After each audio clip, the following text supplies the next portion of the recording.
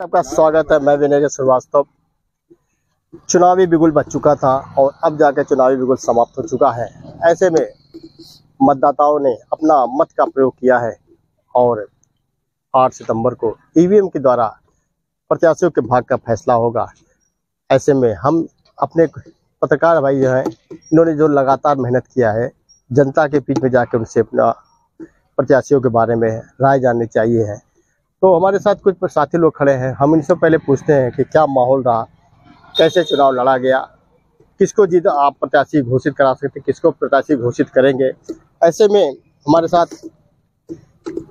Sir परिचय दे दें। Diwanchand Gautam, fast news से। जी, कैसा रहा नजरिया आपका इस चुनाव का, किस वजह से देख रहे हैं? देखिए, इस चुनाव को मैं देख रहा हूँ कि ये चुनाव का फैसला करेगा लोकसभा चुनाव। यहीं से अब तय होगी, क्योंकि बीजेपी के जितने मंत्री आए थे, खुद सीएम भी आए थे, तो इससे ये सिद्ध होता है कि घोसी विधानसभा में कुछ दम तो है, क्योंकि लोकसभा भी नाम घोसी लोकसभा है और उसी घोसी विधानसभा का चुनाव भी है। अच्छा, अब सवाल अब जनता भी पूछ रही थी हम लोगों से कि कहो भैया ये कैसा चुनाव होता है, तो भाई लोकसभा विधायक चुनाव चल रहा है, तो कहाँ भैया अभी तो विधायक हो गए थे दारा सिंह चौहान, तो अब क्या समस्या हो गई कि फिर से चुनाव होने जा रहा है। तो अब वोटरों को और घोसी जनता को समझाना बहुत टिपिकल हो गया था। तो अब जनता भी अब हो गई, अब अपना मूड बना ली है कि दारा सिंह जी को मतलब हमेशा आते हैं, चुनाव जीते चले जाते हैं, कभी इस पार्टी से कभी उस पार्टी से। और मेन बात क्या है कि सुधाकर सिंह लोकल हैं, तो घोसी जनता ये भी कह रही थी कि ऐसा है कि अब घोसी जनता लड़ रही है और दारा सिंह लड़ रहे हैं, तो अब जो भी फैसला सुनाना होगा घोसी के आवाम को सुनाना है। तो कहीं ना कहीं अब मेन बात क्या है, मेन प्लस पॉइंट क्या है दोनों पार्टी के लिए, कि जो बंधु मायावती हैं, जो बीएसपी के जो मुखिया हैं, उन्होंने अपना कैंडिडेट नहीं खड़ा किया था, तो अब उनका जो वोट होगा, अब बीएसपी का वोट कम से कम तो 60 से 70% पड़ेगा सपा पर, क्लियर है। क्योंकि उनका यही कहना था कि हम लोग भाई बीजेपी पर वोट नहीं देंगे, हम लोग जो लोकल हैं, जो हमारे बीच में रहने वाले हैं, उनको वोट देंगे। और यहीं से लोकसभा चुनाव का भी दिशा निर्देश तय करेगा। और मेरे ख्याल से लगता है कि इसमें ज़्यादा अंतराल का नहीं अंतर होगा, कुछ मत से हाजित होगी। ये हमारे फास्ट न्यूज के दीवान जी थे। इन्होंने कहा कि घोसी विधानसभा के उपचुनाव में दलितों का वोट अहम भूमिका अदा करेगा और जो अदा करने का प्रयास करेगा। ऐसे में मैं भारत समाज सर से हमारे नवरत्न शर्मा जी हैं, थोड़ा सा इनसे क्या हाल बा? बढ़िया है। मैदान में गए थे आप, लगातार लोगों से जनसंपर्क भी किए और अपना भीड़ के दौरान आपने इन लोगों से इंटरव्यू लिया, क्या लगा आपको, किस नजर से? ये देखा जाए कि घोसी की जो गलियां हैं, सड़कें हैं, वो तरस रही थी, कुछ विकास नहीं हो पाया। घोसी का जो प्रतिनिधि रहे दारा सिंह चौहान 1.5 साल में इस्तीफा दिया और उपचुनाव जैसी स्थिति आ गई घोसी में। अब बात करें विकास की, तो अगर भारतीय जनता पार्टी के प्रत्याशी दारा सिंह चौहान को अगर जनता चुनती है, तो घोसी में ट्रिपल इंजन की सरकार और घोसी को 2 मंत्री हैं, तो बाय 1 गेट 1 फ्री का ऑफर है और जनता अगर चाहे तो इसे भजा सकती है अपने मत के आधार पर। ऐसे में ईवीएम मशीन में जनता का मत कैद है और जिसका फैसला कल होगा। समाजवादी पार्टी भी लगातार लड़ाई में लगी हुई थी और कहा, जैसे हमारे पत्रकार भाइयों ने कई डिबेट में बताया है, इंडिया और एनडीए का गठबंधन और इंडिया का विस्तार।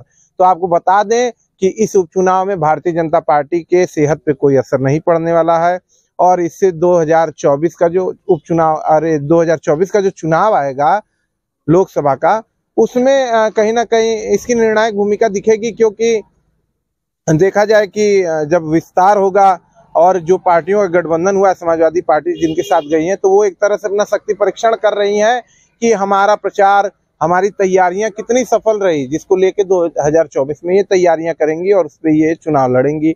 हालांकि अब घोसी में बहुत मुद्दे हैं, घोसी में लगातार अपना पराया, और जब सुधाकर सिंह भी रहे तो बहुत सी चीजें घोसी में बाकी रह गई, वो भी पूरी नहीं हो पाई। फिर सुधाकर सिंह की जगह दारा सिंह चौहान समाजवादी पार्टी से हुए, तो 1.5 साल बहुत छोटा कार्यकाल रहा तो हम नहीं कह सकते। लेकिन हाँ, अगर दारा सिंह चौहान को भारतीय जनता पार्टी के प्रत्याशी उनको जिताती है, तो सीधा ऊपर से लेकर नीचे तक जो विकास होता है, मंत्रियों ने कहा कि वो दौड़ेगा घोसी की सड़कों पर। निरहुआ जैसे जो कलाकार हैं और सांसद हैं आजमगढ़ के, वो आए, मनोज तिवारी आए, तो और अन्य बड़े बड़े जो नेता है वो स्टार प्रचारक है, तो उन्होंने कहा कि घोसी की जनता और जो युवा हैं इनको काफी अवसर मिलेगा। अपना गोरखपुर सटा है, माननीय योगी जी जो हमारे सनातन धर्म के गुरु हैं, सनातनी हैं हम सब, तो वो मुख्यमंत्री वो भी आए और अखिलेश यादव भी आए। अखिलेश यादव पूर्व मुख्यमंत्री, ओम प्रकाश राजभर ने दामन छोड़ दिया समाजवादी पार्टी का भारतीय जनता पार्टी से। तो कहीं ना कहीं बड़ा उलट पलट चुनाव में हुआ है और काफी पेचीदा चुनाव हो गया है। हालांकि कोई जीत की स्थिति बयां नहीं कर सकता है, और जब कल मतदान पेटिका खुलेगी, ईवीएम मशीन से जब वोटों का पिटारा बाहर आएगा और दलित वोटरों का जब जो अंतिम फैसला रहा, हालांकि एक ऐसा सुनने में आ रहा था कि एक वायरल ट्वीट चल रहा है, कटिंग चल रही है एक बार की, जिसमें मायावती ने कहा वोट दो और नहीं तो नोटा दबा दो।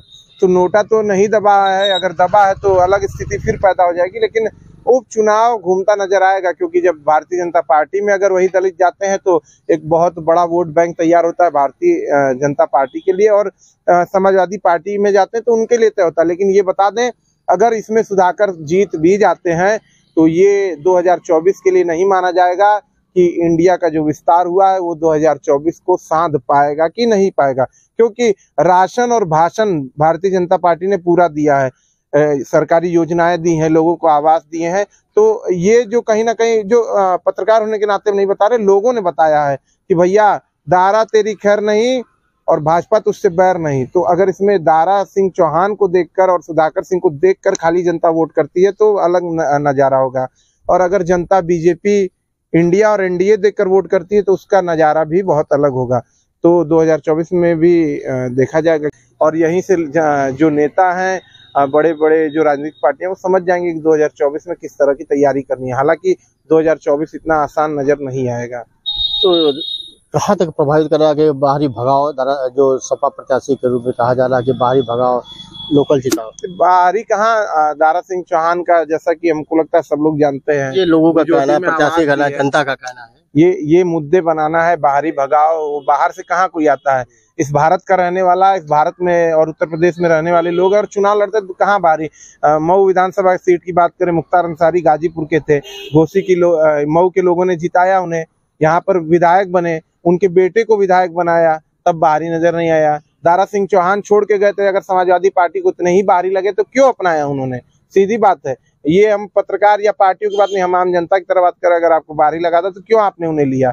1.5 साल में जब आपको छोड़ते हैं तो पराये हो जाते हैं, बाहरी हो जाते हैं। तो दारा सिंह चौहान भी तो चीख चीख कर कह रहे हैं कि हमारा आवास है, उनका कार्यालय है डीएम साहब के ठीक जो घर को रास्ता है उसके ठीक सामने इस बार उनका भुजोटी में कार्यालय है। तो वो तो कहते हैं हम यहाँ के हैं। तो बाहरी वारी कोई मुद्दा नहीं है, मुद्दा विकास का है, जनता तलाश रही है। हाँ, जनता चुनाव से थोड़ी बहुत परेशान दिखी कि भाई 1.5 साल में दोबारा चुनाव हो रहा है तो बड़ा वो लग रहा है, ऐसे वैसे तमाम चीजें, तो उसका असर देखने को कहीं मिल सकता है तो मिल सकता है, लेकिन कोई हमारे जो समझ से है वो हमें नहीं लगता है कि कोई बीजेपी पर इस चुनाव का बहुत असर पड़ने वाला है। हाँ, अगर दारा सिंह चौहान जीतते हैं तो बीजेपी का एक ऑफर हमें याद है घोसी की जनता के लिए, by one get one free. 2 मंत्री ओम प्रकाश राजभर और दारा सिंह चौहान को मंत्री बनाकर घोसी की जनता के बीच भारतीय जनता पार्टी भेजेगी, ये मंत्रियों ने कहा था। तो नाम बता दें। उमाकांत त्रिपाठी, हिंदी खबर से। जी, चुनाव हुआ है, ऐसे में देखा जाए कि जो दलित वोट था कितना चुनाव को प्रभावित करेगा, इस पे क्या कहेंगे? जिस तरह से उत्तर प्रदेश के घोसी विधानसभा में जो चुनाव के दौरान जितने भी मंत्री आए वह जनता के बीच न जाकर के केवल केंद्रीय कार्यालय तक ही सीमित रहे। कुछ ऐसे मंत्री रहे जैसे AK शर्मा जी थे, उत्तर प्रदेश के अध्यक्ष चौधरी जी, और तमाम लोग जाकर के दलित बस्ती में, रक्षाबंधन का पर्व था, पर्व के साथ साथ वोट को भी साधना था, दलित वोट को भी साधना था कि इस दलित वोट को हम अब कब्जा सकते हैं, अगर ये मिल जाएगा तो हमारे लिए सरप्लस होगा। अगर हम बात करें तो घोसी विधानसभा हमेशा उपेक्षा का शिकार रही है। घोसी में कोई विकास नहीं हुआ, चाहे दारा सिंह चौहान रहे हो और चाहे इसके पूर्व सपा की सरकार रही हो, केवल आते जाते रहे, ये उपेक्षा का शिकार बनता रहा है। अब ये जो 2023 का जो उपचुनाव हो रहा है, इस चुनाव को लेकर के पूरे देश की निगाहें घोसी विधानसभा पर लगी हुई है, क्योंकि यहाँ पर ये दिशा 2024 को भी निर्धारित करेगा, क्योंकि यहाँ पर 2 लोगों का भविष्य संकट में दिखाई दे रहा है, क्योंकि ओम प्रकाश राजभर और दारा चौहान अगर ये हार जाते हैं तो कहीं ना कहीं सपा के लिए एक संजीवनी का काम करेगा और 2024 में उन्हें संजीवनी प्राप्त कर और भाजपा को एक संदेश देने का काम करेंगे कि देखो आपका पूरा मंत्रिमंडल लगा लेकिन हम जीते। तो कहीं ना कहीं अखिलेश यादव को संजीवनी मिलेगी अगर जनता उन्हें नकार देती है, क्योंकि इसके पहले भी दारा सिंह चौहान सपा में थे, 22,000 वोटों से जीते। तो अगर वही इसमें आ गए हैं तो क्या जनता तो कुछ नाराज है। नाराज इसलिए है कि हमेशा ये दल बदलते रहते हैं, लेकिन एक दल बदलने का भी इन्हें फायदा मिलता है। जिस भी दल में गए हैं इन्होंने जीत प्राप्त किया है, तो अगर जीत प्राप्त कर लेते हैं तो कहीं ना कहीं घोसी का विकास हो सकता है। दलित वोट कितना प्रभावित करेगा? दलित वोट तो जैसा उत्तर प्रदेश की पूर्व मुख्यमंत्री मायावती जी ने कहा कि अगर आपको वोट देना है तो नोटा दबाओ, नहीं तो घर बैठो। मगर देखा गया खुल करके उन्होंने अपने मत का प्रयोग किया है। अगर दलित ने वोट किया है तो यह भी हो सकता है कि नोटा को भी दबाया होगा, ये कोई जरूरी नहीं है। एक नया समीकरण निकल करके आएगा कि नोटा ने भी इतना अच्छा वोट पाया, जनता ने इतना इनको नकारा। जीतना हारना तो अलग बात है, लेकिन नापसंद पसंद दोनों नोटा साबित करेगा। तो ये लोकसभा के चुनाव में ये जो चुनाव हो रहा है कहाँ तक प्रभावित करेगा? ये एक नया संदेश देगा कि आपकी सब पूरी मशीनरी फेल। उत्तर प्रदेश में आपकी सरकार, केंद्र में भी आपकी सरकार, सपा की तो कोई सरकार है नहीं, लेकिन वह जीतने में सफल होगी। तो एक नया संदेश जाएगा 2024 के। तो भाजपा के मंत्री कहते हैं कि ये चुनाव भाजपा लड़ी, दारा सिंह चौहान नहीं। भाजपा लड़ी, लेकिन उपेक्षा का शिकार घोसी विधानसभा है। घोसी में कोई विकास हुआ ही नहीं। लोग आते हैं जीतने के बाद, कोई पीछे नहीं ताकता कि जनता करा रही है कि क्या है। आप देख सकते हैं, लोग तो कह रहे हैं कि 4 लेन बन गया, 6 लेन बन गया, सब कुछ बन गया, लेकिन ग्रामीण क्षेत्रों में आने जाने के लिए आप देख सकते हैं कोई साधन नहीं बरसात के सीजन में पहुंच सकता है। गली किचड़ा सब उसी तरह से विद्यमान है। रोड पे तो थोड़ा विकास होगा, गांव का विकास होगा तभी शहर का भी विकास होगा। कल ईवीएम मशीन खुलेगा, क्या आंकड़ा रहेगा, किसको प्रत्याशी बनाएंगे आप? कल ईवीएम मशीन खुलेगा, दोनों सपा और भाजपा का तकदीर उसी में लिखी जा चुकी है, लेकिन वह समय का इंतजार किया जा रहा है। 8 बजने के बाद उन लोगों के भाग्य का फैसला, जितने लोग अपने क्षेत्रों में काम किए होंगे उसके आधार पर जनता उनको चुनेगी। विकास का कार्य किए होंगे उसी हिसाब से जनता उनको वोट देगी और विजयी वही बनेगा। हमारे साथ धर्मेंद्र भारद्वाज जी खड़े हैं, आइए इनसे भी जानते हैं। पहले तो अपना परिचय दे दीजिए। मेरा नाम धर्मेंद्र भारद्वाज है और पूर्वांचल आजकल अखबार का मैं यहाँ ब्यूरो चीफ हूँ। चुनावी पीपी फूल बजल रहे, बाजा बजाते रहे, पूरा हल्ला गुल्ला रहे, पूरे मंत्री मऊ जनपद के घोसी विधानसभा में पहुंचे थे। इसको किस नजरिए से देखते हैं आप?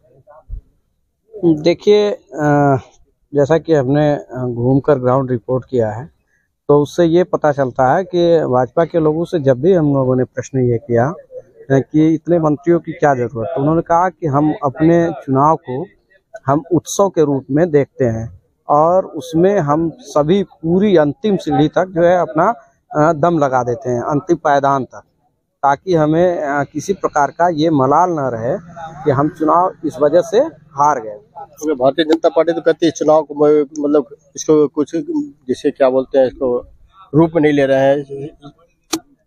नहीं, उन्होंने तो हम लोगों ने जब भी सवाल किया इस बात का तो उन्होंने यही कहा, बार बार उन्होंने ये कहा कि हम इसको उत्सव के रूप में मनाते हैं। जैसे अभी मनोज तिवारी का आप स्टेटमेंट देखेंगे तो उन्होंने भी यही बात कही।